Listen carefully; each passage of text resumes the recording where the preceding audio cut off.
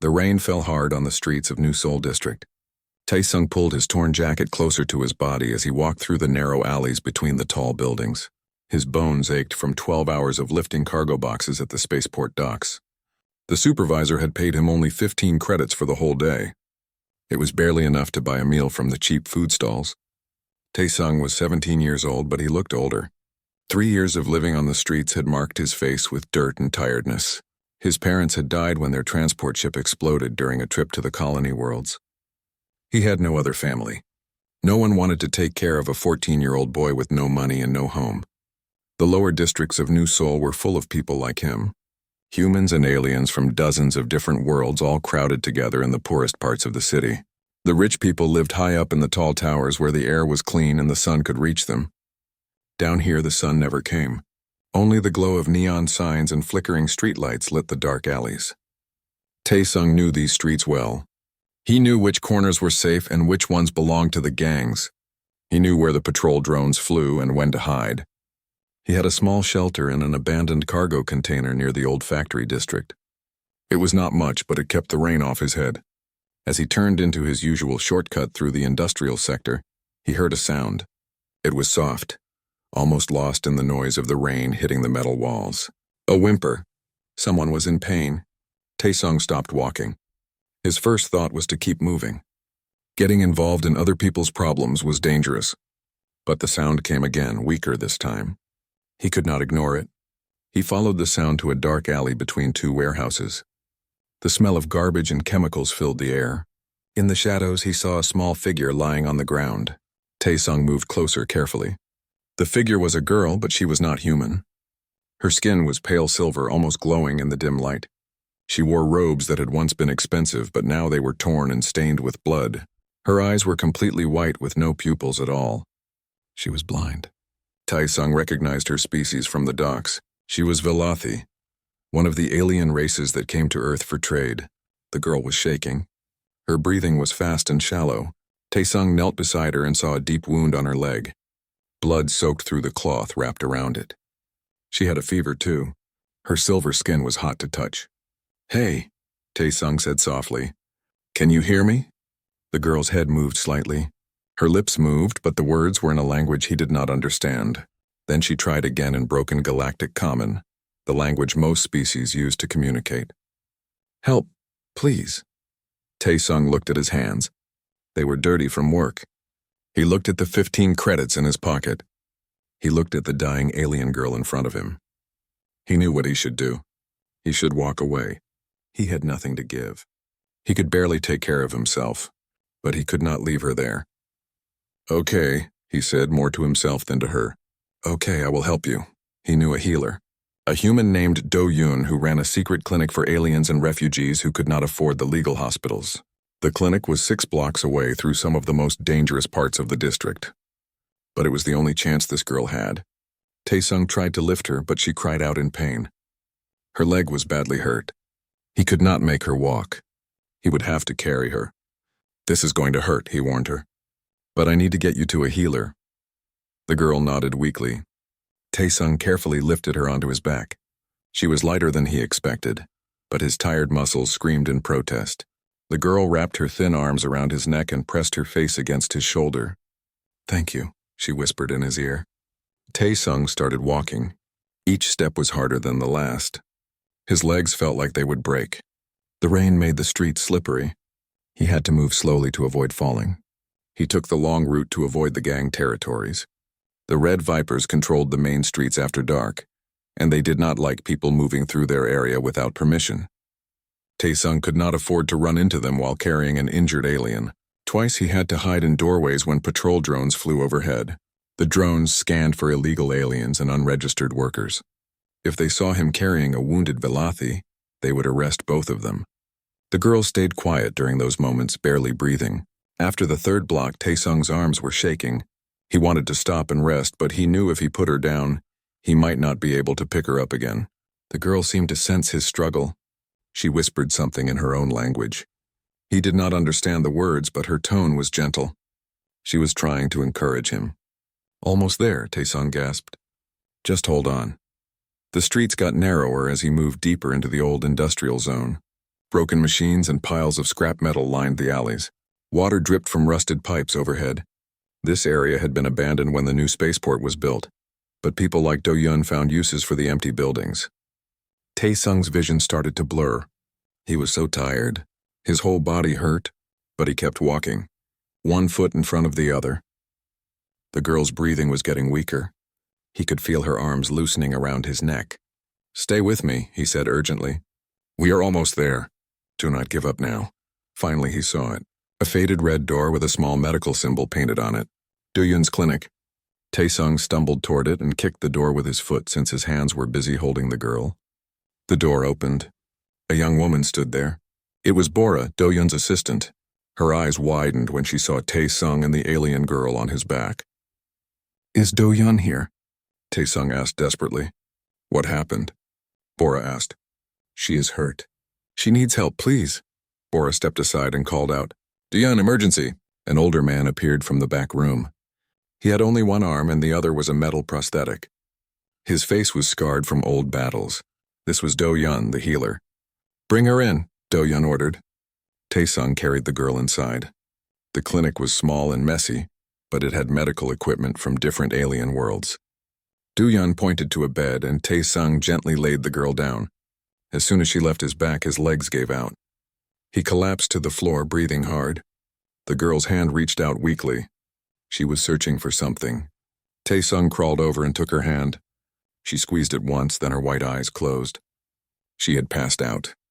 Do-Yun was already examining her, his experienced hands moving quickly. He cut away the bloody cloth on her leg and frowned at what he saw. "Tae-sung," Do-Yun said without looking up. "Where did you find this girl?" "In an alley. She was just lying there." "This is not a simple injury," Do-Yun said seriously.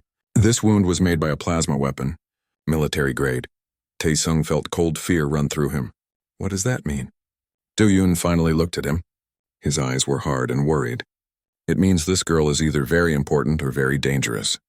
Maybe both. And you just brought that danger to my door." Tae-sung looked down at the unconscious girl. Her silver face looked peaceful now, almost childlike. He had only wanted to help someone who needed it. But as he sat there on the floor of the clinic with rain dripping from his clothes, he wondered what kind of trouble he had just carried on his back through 6 blocks of the most dangerous city on Earth. Do-Yun worked quickly on the unconscious girl. His metal hand held tools while his real hand moved with the skill of someone who had saved many lives. Bora helped him, passing instruments and checking monitors that showed alien biology readings. Tae-sung sat against the wall and watched. He was too tired to move. His clothes were still wet from the rain and his arms felt like dead weight hanging from his shoulders. But he could not look away from the girl on the medical bed. "Hand me the plasma welder," Do-Yun said to Bora. She gave him a small device that glowed blue. He used it to seal the wound on the girl's leg. The smell of burned flesh filled the small clinic. Tae-sung's stomach turned, but he swallowed hard and stayed quiet. After what felt like hours but was probably only 30 minutes, Do-Yun stepped back from the bed. He wiped his hands on a dirty cloth and looked at his work. The girl was still unconscious, but her breathing had become steady. Her silver skin no longer looked so pale. "She will live," Do-Yun said. "For now." Bora covered the girl with a thin blanket and started cleaning the medical tools. Do-Yun walked over to where Tae-sung sat and lowered himself to the floor with a tired grunt. For a moment, both men just sat there in silence. "Thank you," Tae-sung finally said. "Do not thank me yet," Do-Yun replied. "This situation is bad, Tae-sung. Very bad. What do you mean?" Do-Yun looked at the sleeping girl.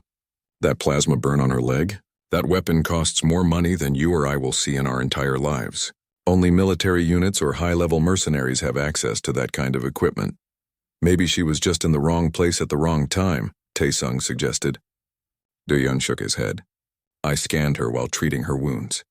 She has bio-implants under her skin. Very expensive ones. Neural enhancers, communication arrays, things that only the very rich or very powerful have." Tae-sung felt his chest tighten. "What are you saying?" "I am saying this girl is not some random victim. Someone wanted her dead. Someone with resources and weapons." Bora came over and sat down with them. She had her data pad in her hands and her young face looked worried. "There is more," she said. "I analyzed the fabric of her robes. They contain micro-tracking fibers." "What does that mean?" Tae-sung asked. It means someone can track her location, Bora explained. The fibers send out a signal. Whoever is looking for her can follow that signal. Do-Yun cursed under his breath. How long until they can find this place? Bora checked her pad. The signal has been active for at least 6 hours based on the energy signature. If they have the right equipment, they could already know she is here. Taesung stood up quickly despite his exhausted body. Then we need to move her. We need to get her somewhere safe. Where? Do-Yun asked. You live in a cargo container. I run an illegal clinic. We have no safe places. We could call the authorities, Bora suggested. No, Do-Yun said firmly. If someone powerful enough to have military-grade weapons wants this girl dead, the authorities might be involved too. We turn her in and she dies in custody, or we all die.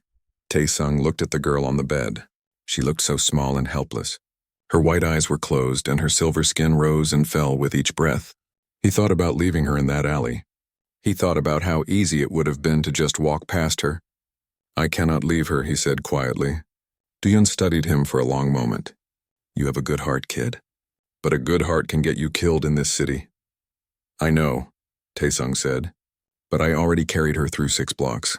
I am not going to abandon her now. Do-Yun sighed deeply. Fine, but she cannot stay here more than 24 hours. After that, whoever is looking for her will find this clinic, and I have other patients who depend on me. I will figure something out, Taesung promised, though he had no idea what he could do. Bora stood up. I will burn the robes, destroy the tracking fibers. That might buy us some time. She gathered the torn and bloody clothing and took it to the back room where Do-Yun kept an incinerator for medical waste. Do-Yun went to check on his other patients in the side rooms. That left Taesung alone with the unconscious alien girl. He pulled a stool over to her bedside and sat down. Up close, he could see that her silver skin had faint patterns on it, like very subtle scales. Her hair was white and cut short. She was probably around his age, maybe younger. He noticed her fingers moving slightly. At first, he thought she was waking up, but her eyes stayed closed. Her fingers twitched in strange patterns, like she was tapping on an invisible keyboard, or giving commands to something only she could see. What are you doing? Taesung whispered. The girl did not answer. Her fingers kept moving in those precise, deliberate patterns. It looked important, like muscle memory from something she did often. After a few minutes, the movement stopped and her hand relaxed on the bed. Taesung reached out and gently took her hand. It was cold. He rubbed it between his palms to warm it up. As he did, the girl's white eyes suddenly opened. Taesung nearly fell off his stool in surprise. The girl's head turned toward him, even though she could not see him. Her blank eyes seemed to stare right through him. You are awake, Taesung said, his voice shaking a little. The girl's lips moved. Her voice was weak but clearer than before. Where am I? You are safe. You are in a clinic. A healer fixed your leg. She tried to sit up, but pain made her gasp and fall back. My leg? You were badly hurt. You need to rest. The girl's breathing quickened. She seemed confused and scared. How did I get here? I remember. The alley, the rain. Everything hurt. I found you, Taesung said. I carried you here. The girl turned her head toward his voice. You carried me? Yes. Why? The question caught Taesung off guard. He had not really thought about why. It had just seemed like the right thing to do. Because you needed help, he said simply. The girl was quiet for a long moment. Her white eyes stayed fixed in his direction. Then slowly she reached up with her free hand and touched his face. Her fingers traced his features gently, learning what he looked like through touch. You are human, she said. Yes. Humans do not usually help Velothi. Most of your kind fear us or hate us. I do not hate anyone, Taesung said. I just saw someone who was hurt and needed help. A single tear rolled down the girl's silver cheek. Taesung was surprised. He did not know Velothi could cry. The tear caught the light from the medical monitors and looked like liquid mercury sliding down her face. What is your name? She asked softly. Taesung. Taesung, she repeated like she was memorizing it. My name is Hana. It is nice to meet you, Hana, even if the situation is not great. Hana made a sound that might have been a small laugh. Not great is an understatement. Her expression became serious again. You should not have helped me, Taesung. You put yourself in danger. Do-Yun said the same thing. Do-Yun is wise. The people looking for me will not stop. They will search every building, every alley. When they find me, anyone with me will die too. Tae-sung squeezed her hand gently. Then we will make sure they do not find you. You do not understand, Hana said, her voice getting weaker. I am not just anyone. I am... But before she could finish, her eyes closed again. The effort of staying awake had been too much. She fell back into unconscious sleep, her breathing slow and steady. Tae-sung sat there holding her hand, wondering what she had been about to say. Who was this girl, really? Why were powerful people trying to kill her? And what had he gotten himself into by saving her life? From the back room, he could smell the smoke from the burning robes. Bora was destroying the tracking devices. But Do-yeon was right. They only had a small amount of time before whoever was hunting Hana would find them. Tae-sung made a decision. He would protect her. He did not know how. He did not have weapons or money or power, but he had carried her this far, and he would not let her down now. That was what humans did. They helped each other. They protected the weak, even when it was dangerous, even when it seemed impossible. He just hoped it would be enough. 18 hours passed. Hana slept through most of it, while Do-yeon gave her medicine to fight the infection in her wound.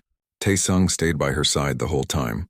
He dozed off a few times in his chair, but he always woke up when she moved or made a sound. Bora brought him food from the nearby stalls. Rice and vegetables, nothing fancy, but it was warm and filled his empty stomach. She also brought him clean water to wash his face and hands. He was grateful for her kindness. Do-yeon checked on Hana every few hours. Each time he looked more worried. Her body is healing well, he told Tae-sung. But we are running out of time. You need to move her soon. Where can I take her?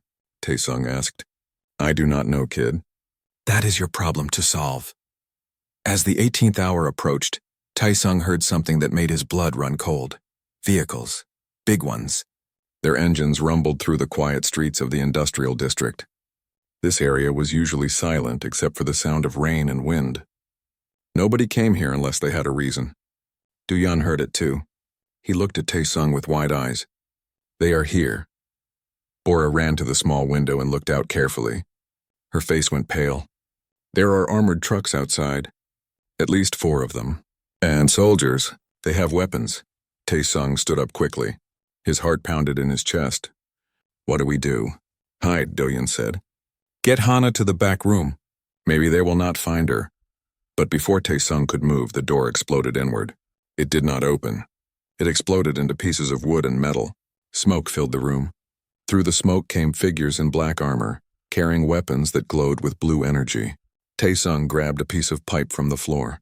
It was not much of a weapon, but it was all he had. He moved in front of Hana's bed, putting himself between her and the armed soldiers. Stay back, he shouted, even though his voice shook with fear. The soldiers spread out around the room. There were 6 of them, but then another figure entered through the broken doorway. This one was not human. It was huge, at least 8 feet tall. It had an insect-like body with 4 arms and a head that looked like it belonged to some kind of giant beetle. Its eyes were black and emotionless. The creature's mandibles clicked together as it looked around the room. Its 4 eyes focused on the bed where Hana lay. It took a step forward. Tae-sung raised his pipe higher. I said stay back. The creature stopped. It tilted its head, studying the human boy who dared to threaten it. For a moment, everything was silent except for the sound of Tae-sung's rapid breathing. Then Hana's voice cut through the tension. She was awake. She sat up in bed despite the pain it caused her. Her white eyes were wide open, and she spoke in a language Tae-sung had never heard before. The words were sharp and commanding. The giant insect creature immediately dropped to one knee. Its 4 arms crossed over its chest in what looked like a salute. The soldiers lowered their weapons and also knelt down. Tae-sung stared in confusion. What was happening? Another person entered the clinic. This was a human woman, maybe 40 years old, wearing expensive business clothes that looked completely out of place in this dirty clinic. Her hair was pulled back tight and her eyes were cold as ice. Director Hana, the woman said with a slight bow. We have been searching for you. Director? Tae-sung looked at Hana in shock. Hana spoke again in that strange language. The giant insect creature stood up and turned to Tae-sung. When it spoke, its voice was deep and made clicking sounds between words. The director wishes to know why you stand ready to fight us with that small piece of metal, the creature said in perfect galactic common. Tae-sung looked at his pipe. It suddenly seemed very stupid. I was protecting her. The creature translated this to Hana. She responded, and the creature translated back. The director says you have already protected her once. She asks why you would do so again when you clearly cannot win this fight. Because it is the right thing to do, Taesung said. Hana's expression softened when she heard this. She spoke directly to the creature in Galactic Common this time, though her accent was heavy. Stand down, Jaehwan. This human saved my life. He is under my protection. The creature called Jaehwan bowed again. As you command, Director. The cold woman stepped forward. Director, we should eliminate the witnesses. This human and the healer know your location and condition. They are security risks. Taesung felt fear grip his chest. Bora grabbed Doyeon's arm. Doyeon himself looked ready to run, but there was nowhere to go. Hana's voice became sharp. No, Yunbi. I forbid it. The woman called Yunbi looked surprised. But Director, our security protocols. I do not care about protocols, Hana interrupted. This boy found me dying in an alley. He had nothing. No money, no home, no reason to help me. But he carried me on his back through dangerous streets to bring me to safety. That is a debt I will not repay with death. Yunbi's lips became a thin line. He is a street urchin. A nobody.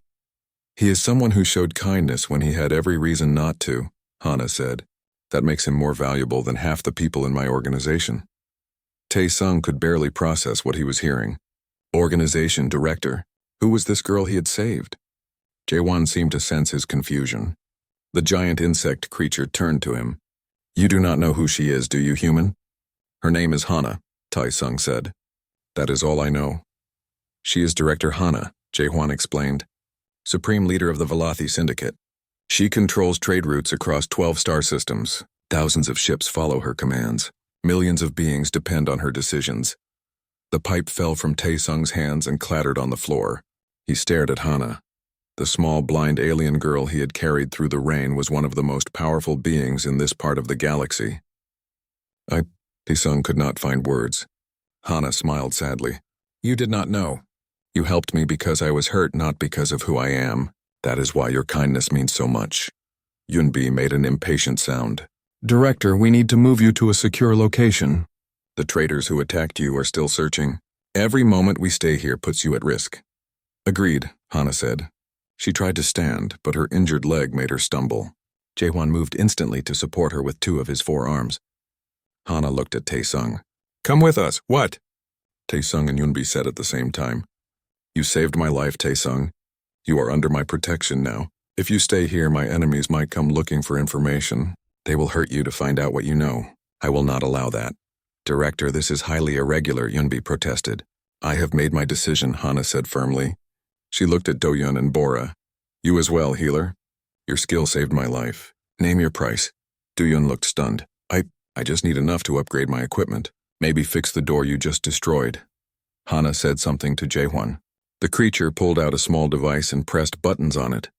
1 million credits have been transferred to your account, Jaehwan said. Doyeon nearly fainted. 1 million? For your discretion and your skill, Hana said. Buy new equipment. Help more people who cannot afford legal hospitals. Consider it an investment in good work. Bora was crying with joy. Doyeon looked like he might cry too. Hana turned back to Taesung. Will you come with me? Taesung looked around the clinic. He looked at his dirty clothes and his empty pockets. He thought about his cargo container shelter and his life of barely surviving day to day. Then he looked at Hana's white eyes staring in his direction, waiting for his answer. Why do you want me to come? He asked. Because in 3 years of leading the syndicate, no one has ever helped me without wanting something in return. You are the first. I want to understand why, and I want to keep you safe. Will you let me? Taesung took a deep breath. This was crazy. Everything about this was crazy. But when he looked at Hana, he did not see a powerful director. He saw the scared, hurt girl he had found in the rain. Okay, he said. I will come with you. Yunbi looked like she wanted to argue more, but Hana's expression stopped her. Jaehwan gestured to the door. The vehicles are waiting, Director. The soldiers formed a protective circle around Hana as they moved toward the exit. Taesung followed, still not quite believing what was happening. As they left the clinic, he saw the armored trucks Bora had mentioned. They were huge and clearly military grade. Before getting into one of the vehicles, Hana turned back to Do-Yun one last time. "Thank you, healer. You have the gratitude of the Velothi Syndicate." Do-Yun bowed awkwardly. "Just doing my job, ma'am." They climbed into the trucks. Tai-Sung found himself sitting next to Jae-Hwan, who took up most of the seat with his large insect body. Hana sat across from them with Yunbi beside her. As the truck started moving, Tai-Sung looked out the window at the industrial district. He was leaving the only life he had known for 3 years. He had no idea where they were going or what would happen next. Hana seemed to sense his nervousness. "You are safe now, Tai-Sung. I promise." "Where are we going?" he asked. "Home," Hana said. "My home in the stars." The shuttle ride to the orbital station took 3 hours. Tai-Sung had never been in space before. He pressed his face against the small window and watched as Earth became smaller and smaller below them. The planet looked beautiful from up here, covered in swirling white clouds and blue oceans. He could not see the dirty streets or the poverty from this height. Hana sat quietly during the trip. Jae-Hwan stayed close to her, his forearms ready to help if she needed anything. Hunbi worked on a data pad, her fingers moving quickly as she typed messages and gave orders. "Have you ever been to space before?" Jae-Hwan asked Tai-Sung. "No," Tai-Sung admitted. "I have never been anywhere except New Seoul District. You will find Sanctuary Reach very different from Earth," the large alien said. "It is the director's main base. Very secure, very comfortable." "Why is it called Sanctuary Reach?" Tai-Sung asked. "Because the director made it a sanctuary for refugees and those who have nowhere else to go," Jae-Hwan explained. "Many species live there together in peace. It is one of her greatest achievements." Tai-Sung looked at Hana. She had her eyes closed, but he did not think she was sleeping. "She seems young to be leading something so big," he said quietly. "She is young," Jae-Hwan agreed. "Only 19 years in your human counting, but she is brilliant." When her father died and left her in charge, many thought she would fail. Instead, she made the syndicate stronger than ever. "What happened to her eyes?" Tai-Sung asked. "Why is she blind?" Jae-Hwan's mandibles clicked together in what might have been sadness. "Assassination attempt 2 years ago. A bomb in her transport. She survived, but the blast damaged her optical nerves beyond repair. Now she uses echolocation and bioimplants to sense the world around her. It is not the same as seeing, but she manages." Tai-Sung felt a wave of respect for Hana. She had survived so much and still kept going, still led her people. When they finally arrived at Sanctuary Reach, Tai-Sung could not believe his eyes. The station was enormous. It looked like a small city floating in space with hundreds of docking ports and glowing windows. Ships of all sizes came and went like bees around a hive. Their shuttle landed in a private hangar. Armed guards waited for them. But these guards were different from the soldiers who had raided the clinic. They wore blue and silver uniforms and stood at attention as Hana passed. "Welcome home, Director," they said in unison. Hana nodded to them. "It is good to be back." They walked through clean, bright corridors. Everything here was the opposite of the dirty streets Tai-Sung knew. The floors were polished. The air smelled fresh. Alien species he had never seen before walked past them, all going about their business. Yunbi led them to a large elevator. "I have prepared quarters for the director and medical staff to continue her treatment," she said. Then she looked at Tai-Sung with barely hidden distaste. "As for the boy, I suppose we can find a storage room." "He will have guest quarters," Hana interrupted. "On the same level as mine." Yunbi's eyes widened. "Director, that level is reserved for high-ranking officials and important visitors." "Exactly," Hana said. Tai-Sung is an important visitor. He will be treated with respect." Yunbi looked like she wanted to argue but knew better. "As you wish, Director." The guest quarters they gave Tai-Sung were bigger than any building he had lived in.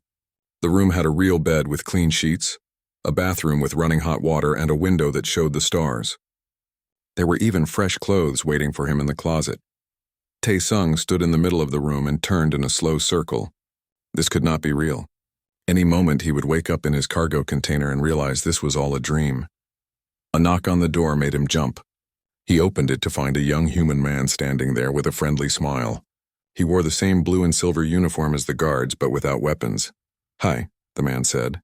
"My name is Hyunwoo. I am a tech specialist here. The director asked me to make sure you have everything you need." Yes, thank you." "This is all very nice," Tai-Sung said awkwardly. Hyunwoo laughed. You look overwhelmed. Do not worry. Everyone feels that way when they first come here. I know I did. You are human too, Tae-sung noticed. Yes. Been working for the syndicate for 5 years now. Best decision I ever made. Hyun-woo stepped into the room. Listen, I know this is all strange and new, but the director is serious about protecting you. You are safe here. Why is she doing all this? Tae-sung asked. I just helped someone who was hurt. That is all. Hyun-woo's expression became more serious. That is exactly why she is doing this.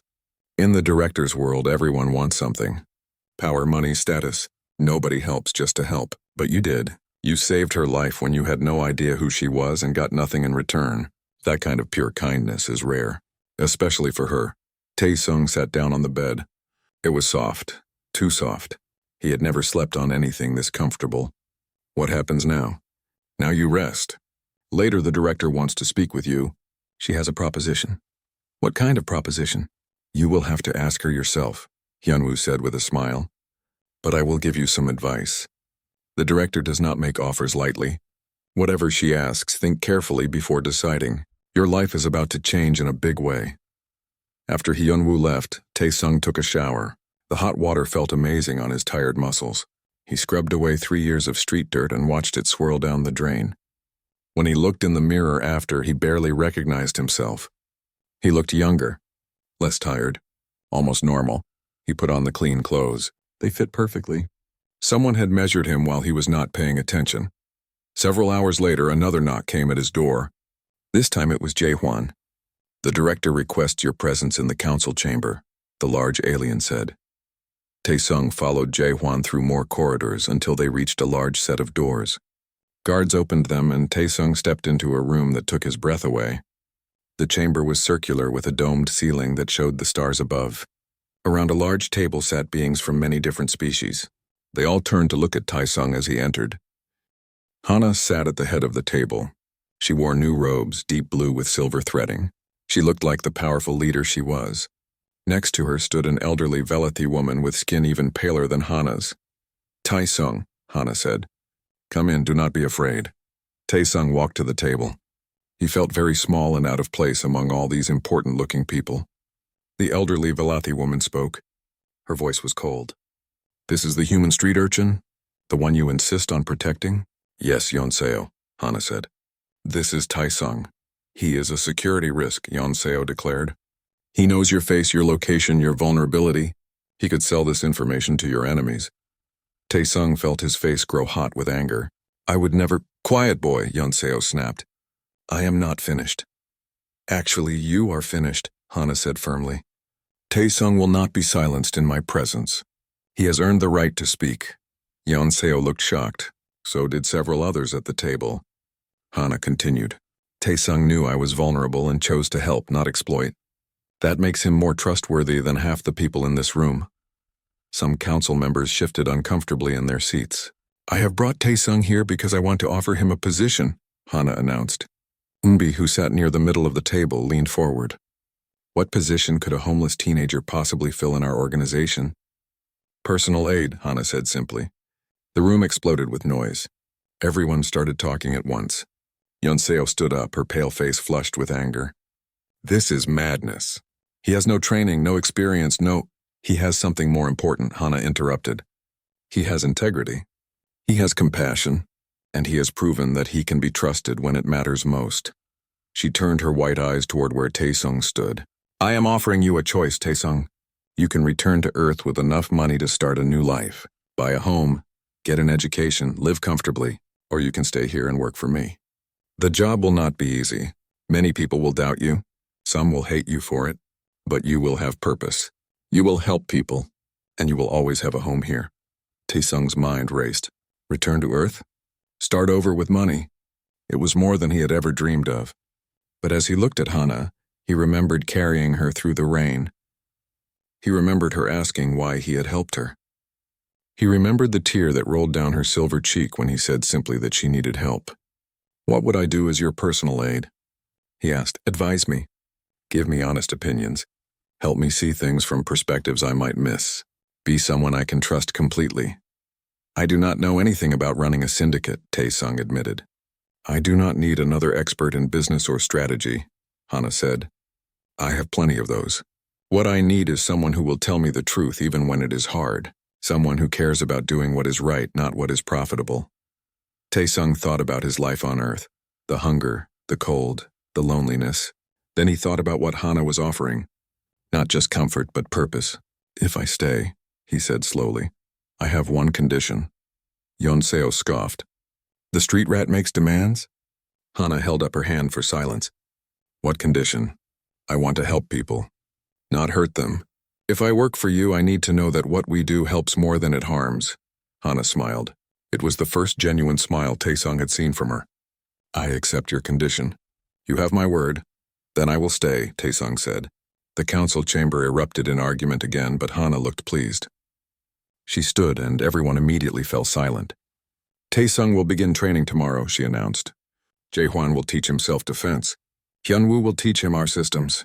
Yunbi will teach him protocol. She looked at her advisor. Will you do this, Yunbi? Even though you disagree? Yunbi's jaw was tight, but she nodded. If the director commands it, I will obey. Good.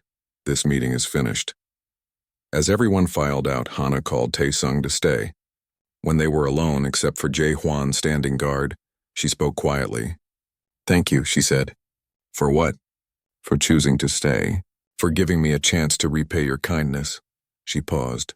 In my world, everyone wants something. You wanted nothing but to help. That is rare, special.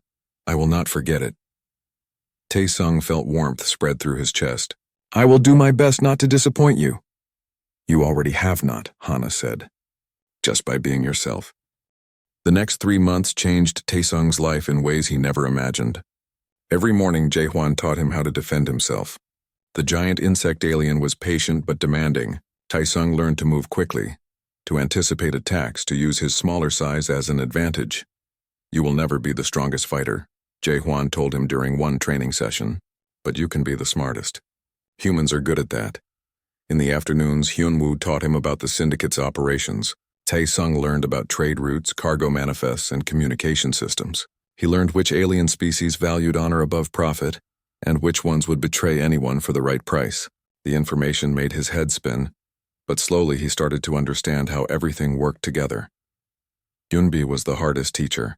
She clearly still did not like having a former street kid working so close to the director, but she was professional. She taught him proper protocol for dealing with different species, how to recognize threats, and how to read the politics of any situation. You represent the director now, Yunbi told him sharply during one lesson. Every word you speak, every action you take reflects on her. Do not make her regret choosing you. But the most important lessons came from Hana herself. She included Taesung in her daily meetings and asked for his opinions. At first, he was too nervous to speak. These discussions involved millions of credits and affected thousands of lives. What could he possibly add? Then one day, during a meeting about closing a mining operation that was barely profitable, Hana asked him directly, Taesung, you have been quiet. What do you think we should do? Everyone at the table looked at him. Yunbi's expression said she expected him to say something stupid. Yonseo looked bored, like his opinion did not matter. But Hana waited patiently, her white eyes focused in his direction. Taesung took a deep breath. The numbers say we should close the mine. But what about the workers? If we close it, 300 families lose their income. Maybe instead of closing it completely, we could find other uses for the facility. The room was silent. Then Hyunwoo spoke up from his seat. Actually, that is a good point. The mine has excellent infrastructure. We could convert it to a processing facility for resources from nearby operations. The discussion shifted. By the end of the meeting, they had decided to convert the mine rather than close it. The workers would keep their jobs and even get better pay. After everyone left, Hana smiled at Taesung. You see? You have value beyond what you realize. You think about the people affected, not just the numbers. That is what I need. As weeks turned to months, Taesung found his place in the organization. He was not the most powerful or the most knowledgeable, but he brought something different. He brought empathy. He brought the perspective of someone who had been at the bottom, who knew what it felt like to be forgotten and ignored. Then the investigation into Hana's assassination attempt finally bore fruit. Jaehwan brought the news to a council meeting. They had found the traitor. His name is Kang Min, Jae-hwan reported. Human. He was one of our captains running trade operations in the outer systems. Tae-sung felt sick. Another human had betrayed Hana. Why did he do it? Hana asked quietly. He was working with the Black Star Collective, Jae-hwan explained. They promised him control of 3 trade routes if he gave them information about your movements. He believed humans should control galactic trade, not aliens. His hatred for other species made him betray you. The council chamber filled with angry voices. Many demanded immediate execution. Yeonseo was the loudest. Kill him. Make an example. Show everyone what happens to traitors. But Hana raised her hand for silence. She turned to Tae-sung. What do you think should be his punishment? Tae-sung was surprised. This was a serious question. His answer would matter. He thought carefully before speaking. Killing him would be easy, Tae-sung said, but it would not change anything. His followers would make him a martyr. They would say he died fighting against alien control. That would make the problem worse. Then what do you suggest? Hyunbi asked with a skeptical tone. Make him see what he destroyed, Tae-sung said. Send him to work in the refugee camps. The places where the syndicate protects people of all species who have nowhere else to go. Let him see that your leadership helps everyone, not just Velati. Let him understand what he almost destroyed with his hatred. The room was silent. Then Hana spoke. I agree with Tae-sung. Kang Min will be sentenced to 10 years of service in our humanitarian operations. He will help the people he once despised. Perhaps he will learn something. Not everyone was happy with this decision, but no one argued with the director. 2 weeks later, a new crisis emerged. A transport ship carrying refugees was attacked by pirates near the border systems. The ship sent out a distress signal.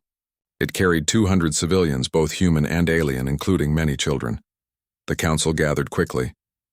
The military advisor, a scarred veteran from a warrior species, laid out the situation. We can save them, but it would require exposing our patrol ships. The pirates might learn our defensive positions. It is too risky, others agreed.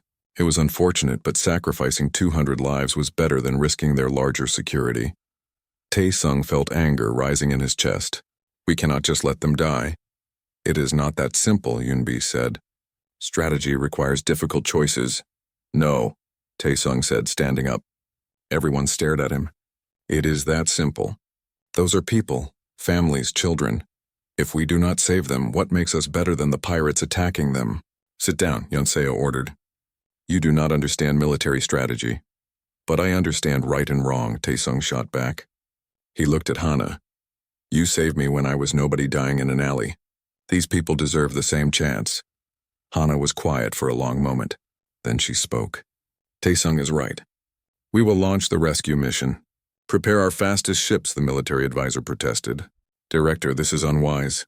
I have made my decision, Hana said firmly. Those people need help. We will give it to them. Tae-sung surprised everyone by speaking again. I want to go with the rescue team. Absolutely not, Jae-hwan said immediately. You have minimal combat training. I am not going to fight, Tae-sung explained. But I know what it is like to be scared and helpless.